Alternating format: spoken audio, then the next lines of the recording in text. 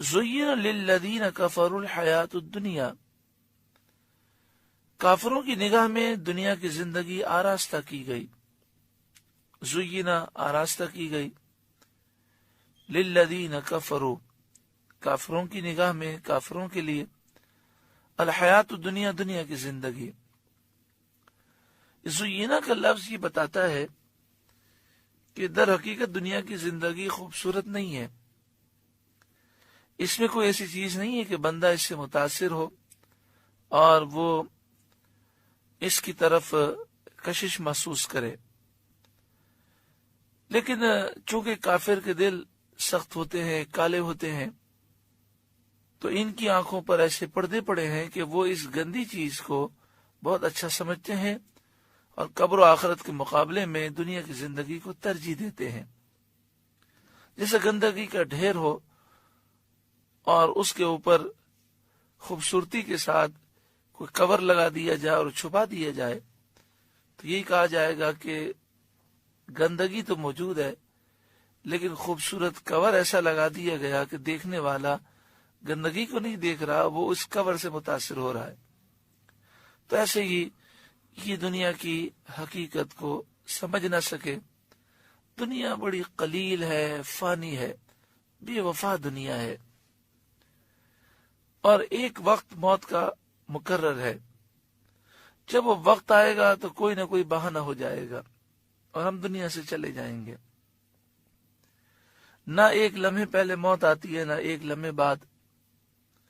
لوگ سمجھتے ہیں کہ موت تو اس وقت آئے گی جب کوئی کینسر کا مریض ہو، سخت بیمار ہو. بات یہ نہیں ہے. موت اس وقت آتی ہے جب وقت پورا ہو جاتا ہے، پھر کوئی نہ کوئی سبب بن جاتا ہے. آج ہمارے ایک دوست نے یہ مجھے بتایا کہ ان کے ایک عزیز کا اچانک سے انتقال ہو گیا. کہا کوئی بیماری نہیں تھی، کچھ بھی نہیں تھا، اچانک سے انتقال ہو گیا. اب اس انتقال کا سبب سنیں. وہ کہتے ہیں کہ اچانک سے گلے میں بلغم آیا.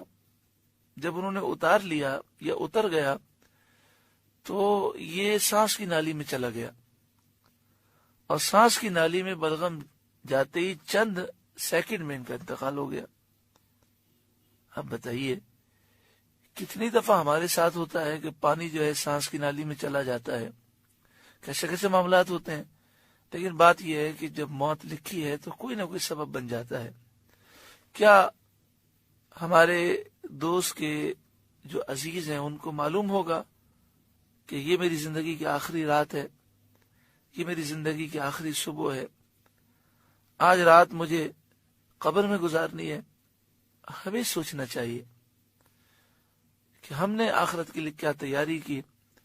دعا فرمائے اللہ تعالیٰ ان کی مغفرت فرمائے، اور اللہ تعالیٰ ہمیں قبر و آخرت کی تیاری کی توفیق عطا فرمائے.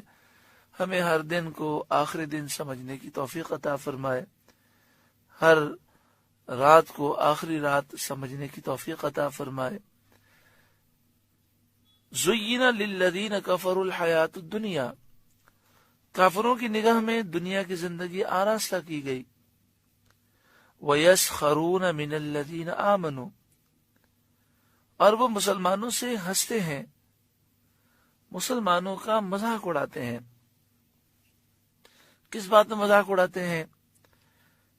اس بات پر کہ مسلمان غریب ہیں. اکثر نبی اکرم صلی اللہ علیہ وآلہ وسلم پر ایمان لانے والے اکثر صحابہ غریب تھے بظاہر، تو کافر ان کا مذاق اڑاتے ہیں. آج بھی آپ پوری دنیا میں دیکھیں تو مسلمانوں کی اکثریت غریب ہے.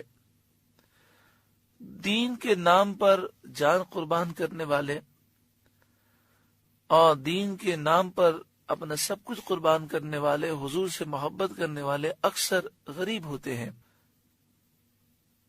اصل میں کافر یہ سمجھتے ہیں کہ عزت والا وہ ہے جس کے پاس دولت ہے، حالانکہ شرعی طور پر عزت والا وہ ہے جو نیک صالح ہے، متقی پرہیزگار ہے، چاہے وہ غریب ہو چاہے وہ امیر ہو.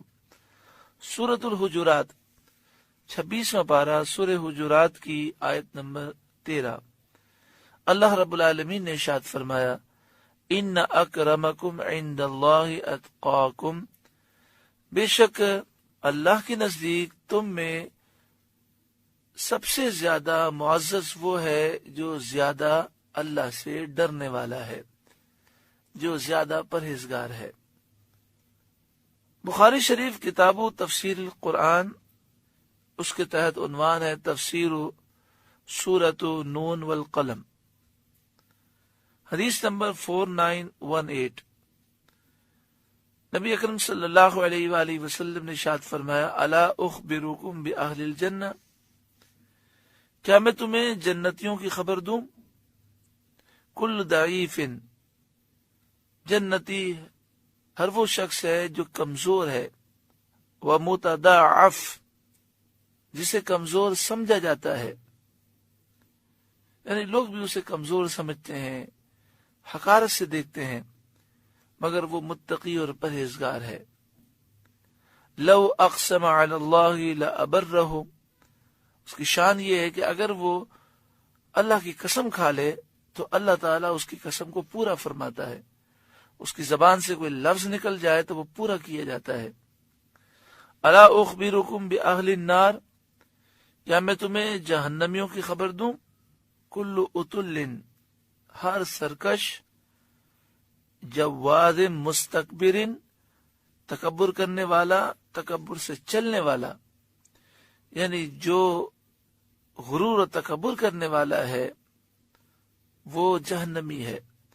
تو عام طور پر ہوتا یہی ہے کہ جب کافروں کو مال مل جاتا ہے تو وہ اس مال پر غرور و تکبر کرتے ہیں۔ ہاں، مومن مال ملنے کے باوجود بھی اللہ کی بارگاہ میں جھکا رہتا ہے، اور اس کا یہ ذہن ہوتا ہے کہ جس رب نے یہ دیا ہے مجھے اس کا شکر ادا کرنا ہے۔ والذین اتقوا فوقهم یوم القیامہ، اور متقی لوگ قیامت کے دن ان کے اوپر ہوں گے۔ یہ تو دنیا کا معاملہ ہے، آخرت میں فضیلت اسے نصیب ہوگی جسے تقوی اور پرہیزگاری نصیب ہوئی۔ واللہ یرزق من یشاء بغیر حساب، اور اللہ جسے چاہے بے حساب روزی عطا فرماتا ہے۔ روزی کا مل جانا یہ اس بات کی دلیل نہیں کہ اللہ راضی ہے یا اس شخص کا کوئی کمال ہے یا وہ بہت زیادہ عقل مند ہے اس لیے روزی کما لی، یہ بات نہیں ہے۔ اللہ تعالیٰ نے جس کے لیے روزی زیادہ لکھی ہے اسے زیادہ ملتی ہے، اور جسے روزی زیادہ ملی یہ اس کے لیے امتحان ہے، اور جس کے لیے تنگی لکھی گئی اس کے لیے تنگی ہے، اور جس کے لیے تنگی ہے اس کے لیے بھی امتحان ہے کہ وہ صبر کرے۔ ہم نے دیکھا دنیا کے اندر کہ بسا اوقات بڑے بڑے عقل مند لوگ ہوتے ہیں لیکن روزی کے معاملات میں وہ پریشان ہوتے ہیں، نوکری نہیں ملتی، کاروبار کرتے ہیں نقصان ہو جاتا ہے، اور بسا اوقات بعض ایسے لوگ ہوتے ہیں کہ وہ پڑھے لکھے بھی نہیں ہوتے، بہت زیادہ عقل مند بھی نہیں ہوتے، لیکن کروڑ پتی ہوتے ہیں۔ حضرت امام غزالی علیہ رحمہ فرماتے ہیں کہ روزی عقل سے نہیں ملتی، اللہ تبارک و تعالی جسے چاہتا ہے عطا فرماتا ہے، اور یہ اس کا امتحان ہے۔